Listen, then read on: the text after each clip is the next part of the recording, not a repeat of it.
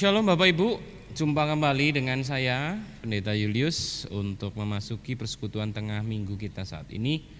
Saya berharap dan berdoa bahwa Bapak Ibu dan saudaraku sekalian di rumah bersama dengan keluarga dalam keadaan yang sehat. Kondisi masih pandemi, tapi vaksinasi terus berjalan. Dan kita berharap dalam tahun ini selesai semuanya dan kita bisa di tahun yang akan datang di 2022 menjadi sebuah tahun di mana kita bisa kembali lagi beraktivitas seperti sedia kala. Mari Bapak Ibu dan saudaraku sekalian, kita akan mendengarkan firman Tuhan pada saat ini. Kita berdoa. Tuhan, kami datang kepadamu mengucap syukur untuk hari yang Engkau jadikan buat kami. Kami akan membaca firman-Mu. Engkaulah yang akan berfirman melalui setiap bacaan dan juga renungan yang disampaikan, supaya itu menjadi tuntunan bagi kehidupan kami. Terima kasih Tuhan Yesus, di dalam nama-Mu kami berdoa. Amin. Ya Bapak Ibu dan saudaraku sekalian, hari ini kita akan membaca firman Tuhan kita dalam kitab 2 Raja-Raja. Kitab 2 Raja-Raja pasal yang kedua, ayat yang pertama sampai yang ke-12. Saya akan membacakan untuk kita sekalian. Menjelang saatnya Tuhan hendak menaikkan Elia ke surga dalam angin badai, Elia dan Elisa sedang berjalan dari Gilgal. Berkatalah Elia kepada Elisa, "Baiklah tinggal di sini sebab Tuhan menyuruh aku ke Betel." Tetapi Elisa menjawab, "Demi Tuhan yang hidup dan demi hidupmu sendiri, sesungguhnya aku tidak akan meninggalkan engkau." Lalu pergilah mereka ke Betel. Pada waktu itu keluarlah rombongan nabi yang ada di Betel mendapatkan Elisa, lalu berkatalah mereka kepadanya, "Sudahkah engkau tahu bahwa pada hari ini tuanmu akan diambil daripadamu oleh Tuhan, terangkat ke surga?" Jawabnya, "Aku juga tahu, diamlah." Berkatalah Elia kepadanya, "Hai Elisa, baiklah tinggal di sini sebab Tuhan menyuruh aku ke Yeriko." Tetapi jawabnya, "Demi Tuhan yang hidup dan demi hidupmu sendiri, sesungguhnya aku tidak akan meninggalkan engkau." Lalu sampailah mereka di kota Yeriko. Pada waktu itu mendekatlah rombongan nabi yang ada di Yeriko kepada Elisa serta berkata kepadanya, "Sudahkah engkau tahu bahwa pada hari ini tuanmu akan diambil daripadamu oleh Tuhan, terangkat ke surga?" Jawabnya, "Aku juga tahu, diamlah." Berkatalah Elia kepadanya, "Baiklah tinggal di sini, sebab Tuhan menyuruh aku ke sungai Yordan." Jawabnya, "Demi Tuhan yang hidup dan demi hidupmu sendiri, sesungguhnya aku tidak akan meninggalkan engkau." Lalu berjalanlah keduanya. 50 orang dari rombongan nabi itu ikut berjalan, tetapi mereka berdiri memandang dari jauh ketika keduanya berdiri di tepi sungai Yordan. Lalu Elia mengambil jubahnya, digulungnya, dipukulkannya ke atas air, maka terbagilah air itu ke sebelah sini dan ke sebelah sana, sehingga menyeberanglah keduanya dengan berjalan di tengah tanah yang kering. Dan sesudah mereka sampai di seberang, berkatalah Elia kepada Elisa, "Mintalah apa yang hendak kulakukan kepadamu sebelum aku terangkat daripadamu." Jawab Elisa, "Biarlah kiranya aku mendapat 2 bagian dari rohmu." Berkatalah Elia, "Yang kau minta itu adalah sukar, tetapi jika engkau dapat melihat aku terangkat daripadamu, akan terjadilah kepadamu seperti yang demikian tadi." Sedang mereka berjalan terus sambil berkata-kata, tiba-tiba datanglah kereta berapi dengan kuda berapi memisahkan keduanya. Lalu naiklah Elia ke surga dalam angin badai. Ketika Elisa melihat itu, maka berteriaklah ia, "Bapakku, Bapakku, kereta Israel dan orang-orang yang berkuda."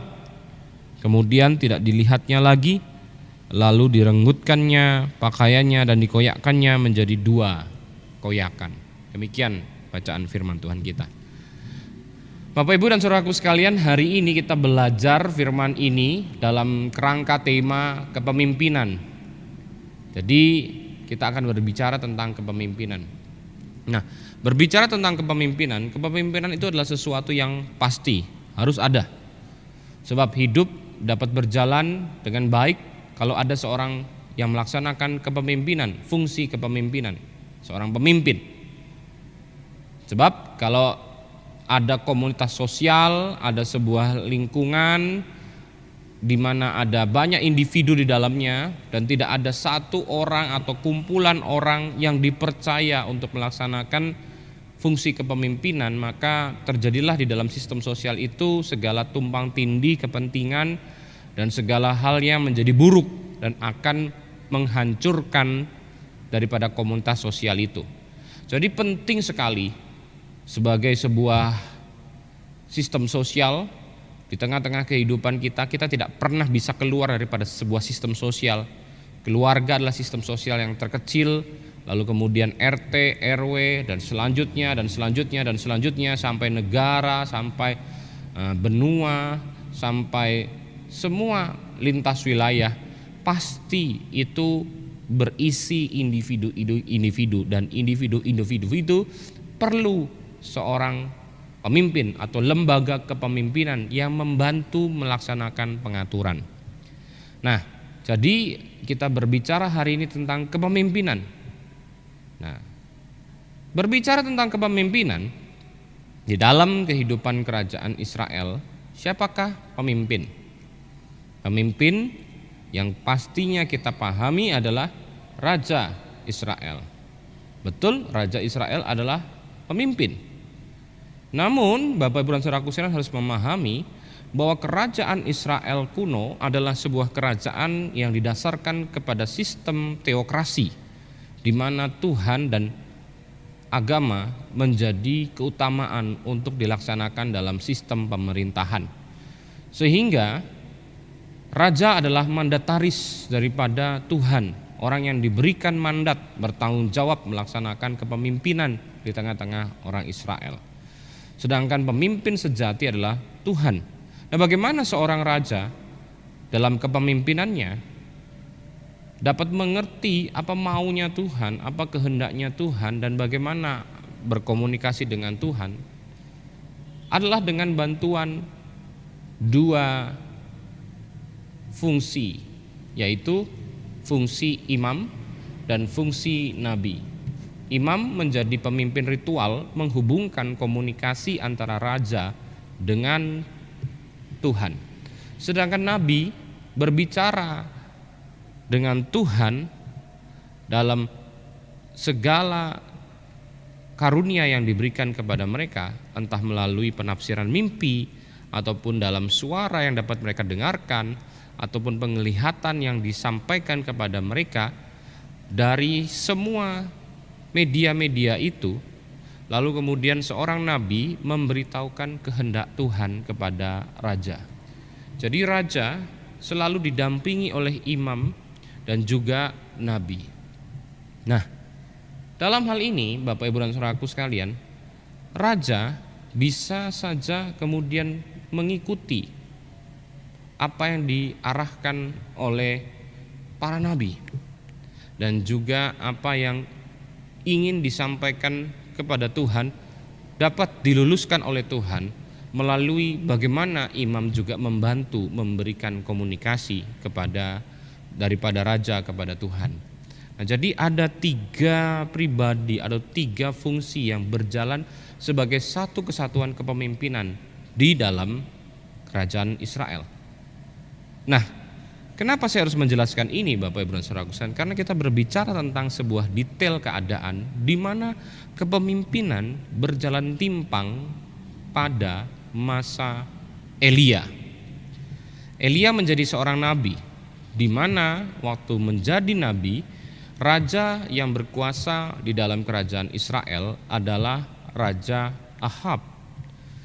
Dan Raja Ahab ini membuka diri untuk berinteraksi dengan kerajaan-kerajaan di luar Israel yang notabene adalah orang-orang yang tidak mengenal Tuhan. Di dalam segala keberadaan itulah kemudian ia mendapatkan permaisuri yang merupakan orang yang bukan orang Israel, Isabel. nama permaisuri atau ratu daripada Raja Ahab. Dan Ratu Isabel ini memberikan pengaruh yang besar kepada Ahab di dalam kehidupan spiritualitasnya dan segala keputusan politik dan militernya.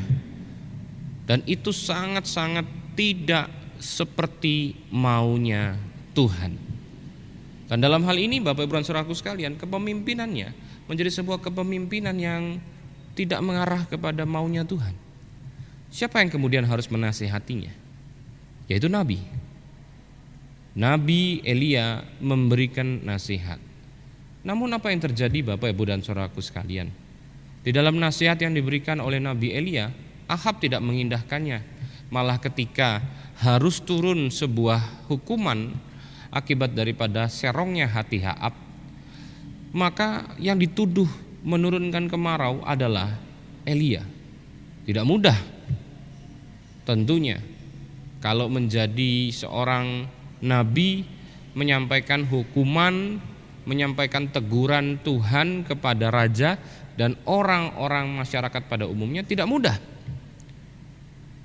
Karena kenapa? Menasihati raja. Dan kalau nasihat itu diterima, kalau tidak, bagaimana? Dan di dalam nasihat yang tidak diterima, hukuman datang, kemarau besar datang dalam kerajaan Israel. Kalau Anda memberikan hadiah, sesuatu yang menyenangkan hati orang, orang akan puji Anda dan orang akan berterima kasih atas apa yang Anda lakukan. Tapi kalau akibat daripada serongnya hati Ahab dan cemarnya kehidupan orang Israel, sehingga hukuman Tuhan datang karena teguran-teguran tidak diindahkan, dan datanglah kemarau yang panjang, dan yang menyampaikan datangnya hukuman itu adalah Nabi Elia. Apa yang Anda bayangkan terjadi kepada Elia?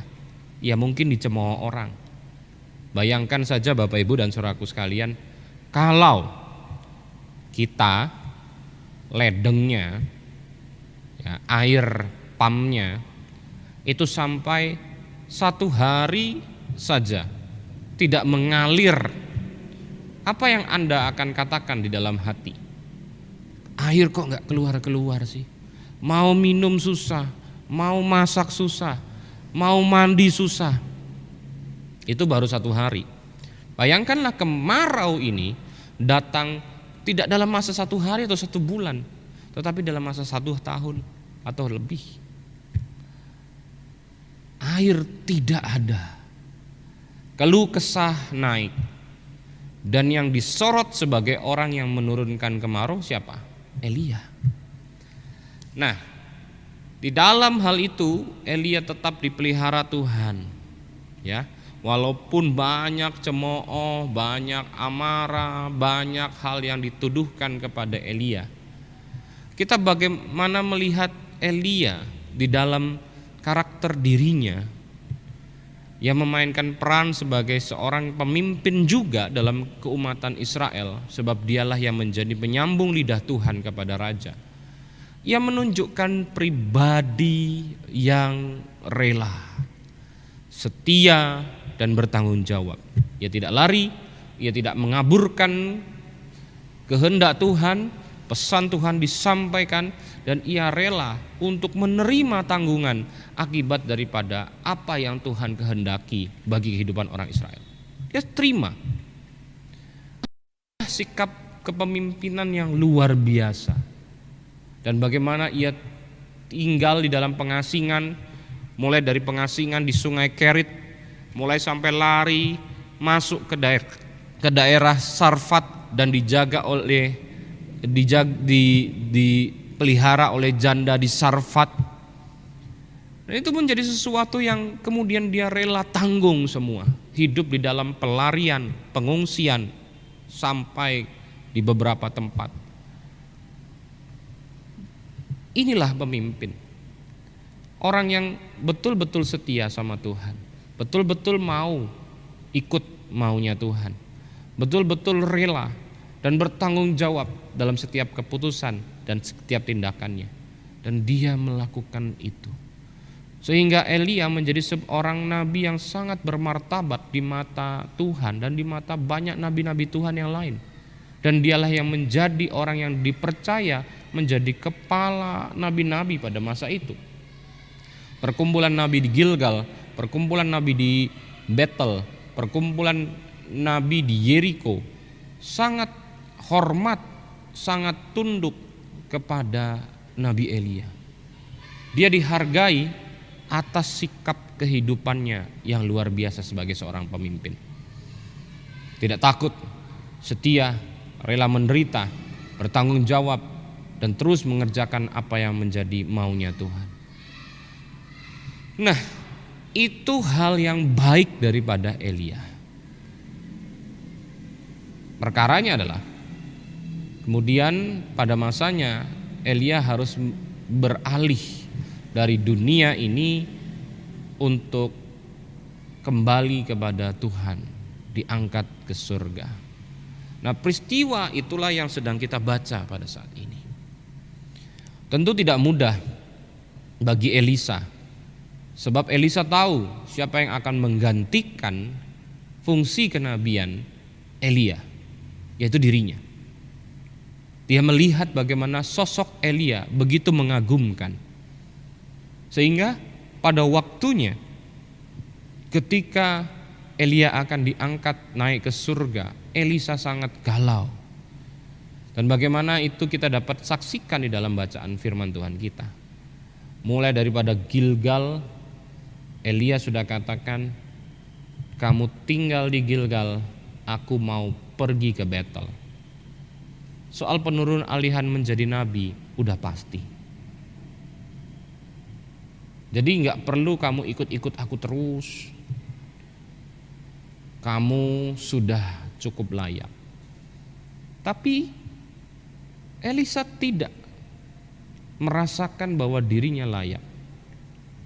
Dia berkata, demi Tuhan yang hidup dan demi hidupmu sendiri, aku tidak akan meninggalkan engkau. Aku akan ikut aku akan ikut kamu, Elia. Sebab aku masih harus belajar. Aku harus masih hidup dekat denganmu. Aku membutuhkanmu. Nah, bagaimana kemudian kita bisa melihat di sini bahwa Elisa menjadi gambaran juga seorang calon pemimpin yang tidak ambisius, tetapi sungguh pun ia memiliki kerendahan hati untuk terus mau belajar, untuk terus mau diperlengkapi, dan ia terus mau mendapatkan sebuah tuntunan daripada gurunya, yaitu Elia. Dari Gilgal kemudian ke Betel, dari Betel ke Yeriko, pesan yang sama, tinggal di sini, aku mau pergi seperti yang dikatakan oleh Tuhan. Tapi dia mau terus ikut. Dan kemudian sampailah di Sungai Yordan. Itulah tempat yang memang menjadi sebuah ketentuan akan dijemput Elia oleh Tuhan untuk terangkat ke surga. Di akhir daripada percakapan terakhir daripada Elia dan Elisa, Elia berkata, sekarang aku akan pergi, minta apa yang engkau ingin minta terakhir kalinya kepadaku. Lalu Elisa berkata, aku minta 2 bagian rohmu. Aku minta 2 bagian rohmu. 2 bagian adalah bagian yang ditentukan sebagai waris daripada anak sulung dalam kehidupan keyahudian. Nah, jadi Elisa mau berkata, aku anak sulungmu, berikanlah apa yang menjadi hak kesulunganku. 2 bagian apa yang engkau miliki, berikanlah kepadaku, yaitu rohmu. Roh di sini bukan maksudnya daripada roh manusia itu sendiri, tetapi maksudnya adalah kewibawaan dan hikmat kenabian yang dimiliki oleh Elia. Aku minta kewibawaan kenabian, aku minta hikmat kenabian, supaya jangan sampai aku menjadi orang yang tidak dipandang dan melakukan kekeliruan di dalam kenabianku. Berikan aku martabat kenabian dan hikmat kenabian itu. Dan Elia berkata apa? Elia berkata bahwa aku tidak bisa, apa yang engkau beri, apa yang engkau minta itu sesuatu yang sukar. Tetapi kalau Tuhan izinkan kamu melihat bagaimana aku pergi, mungkin saja itu akan menjadi milikmu. Dan Tuhan izinkan, dan itu diberikan kepada Elisa. Martabat dan hikmat kenabian Elia lalu kemudian sekarang dimiliki oleh Elisa.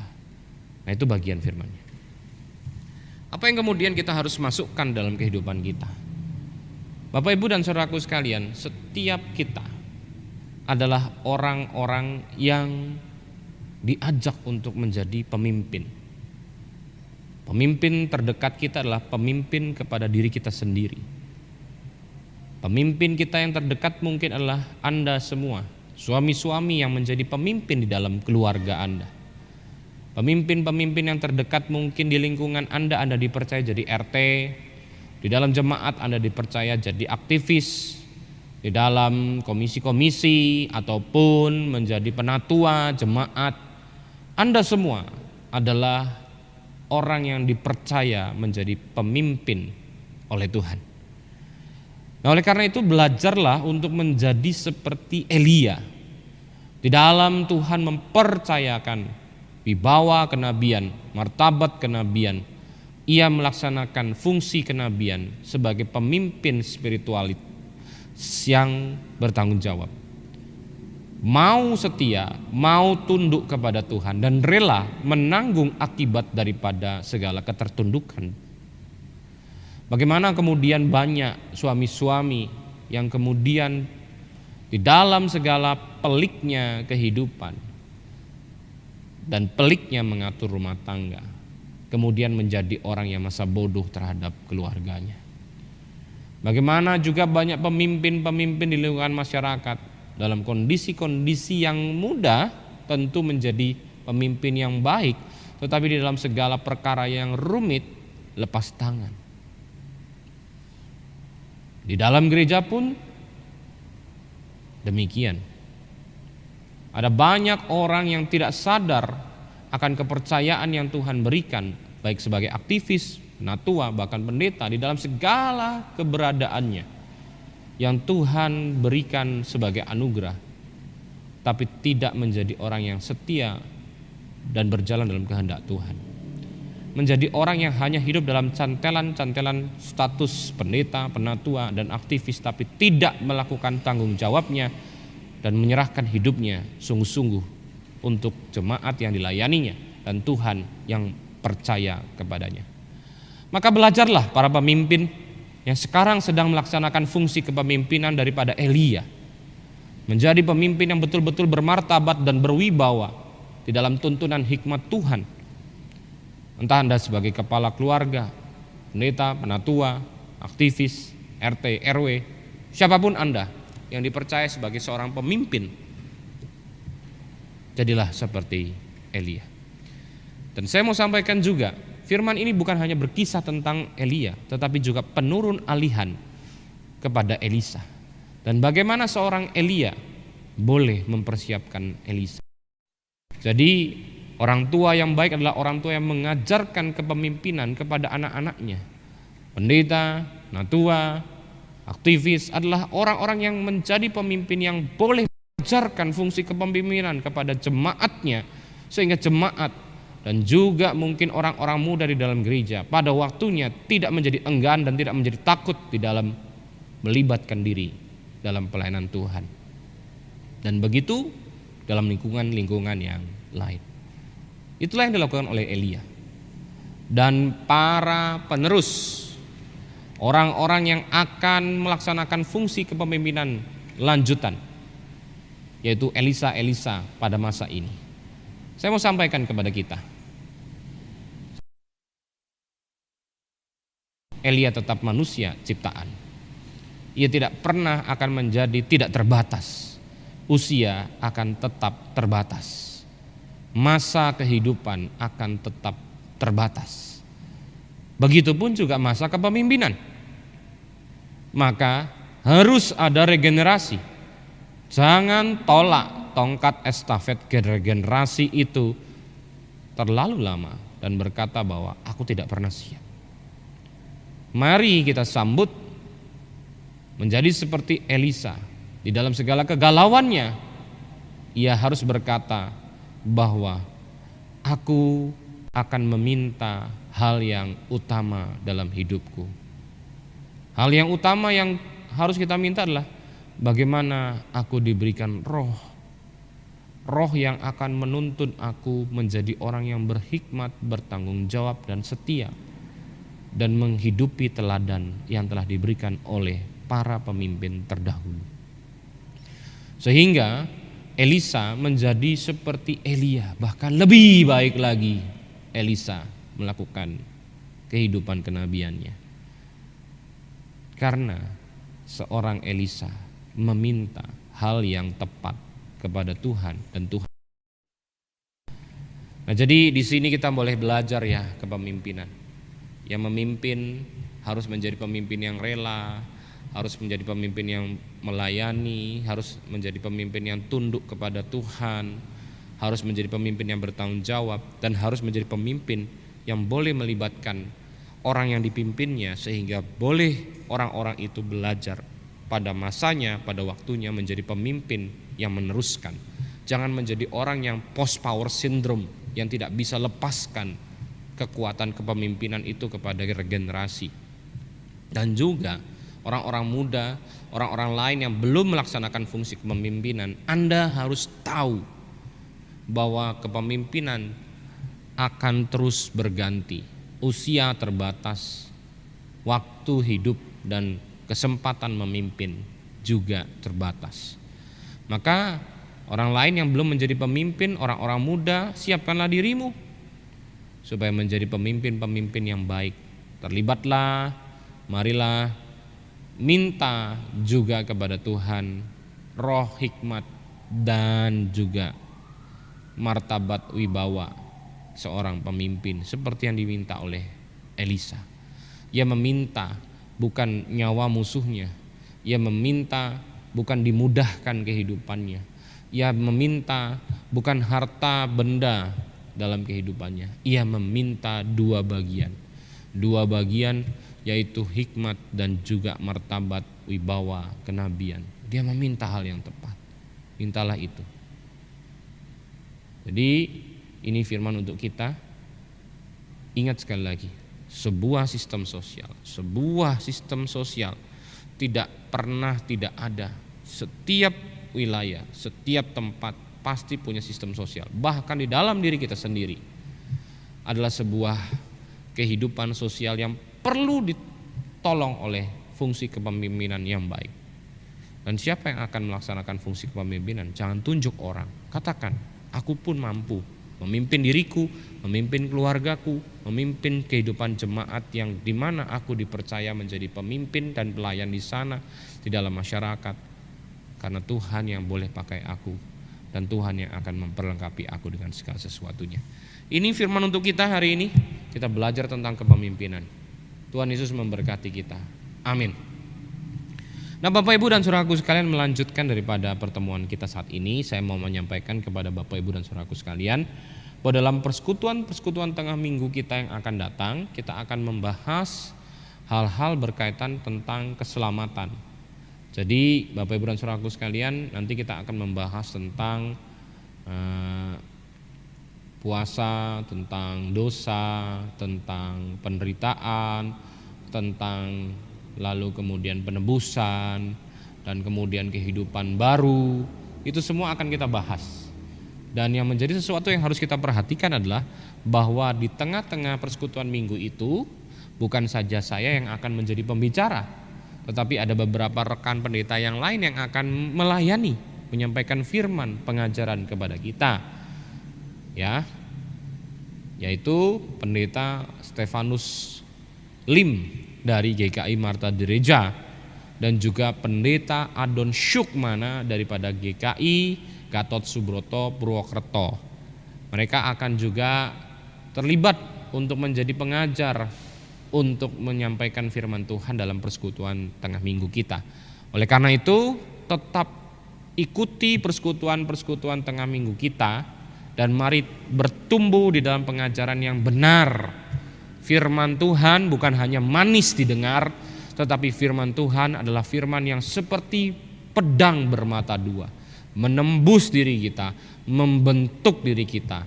Jadi bersiaplah bukan hanya dinina bobokkan oleh firman-firman yang manis, tetapi juga menjadi orang yang siap dibentuk oleh firman yang begitu keras, yang begitu tajam menusuk diri kita.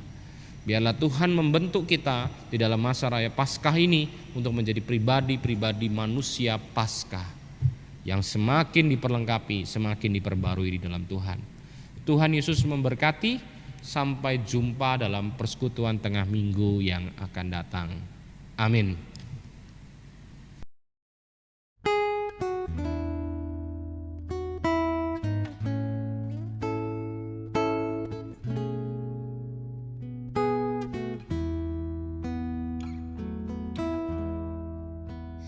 Syukur padamu ya Allah atas segala rahmat-Mu. Syukur atas kecukupan dari kasih-Mu penuh. Syukur atas pekerjaan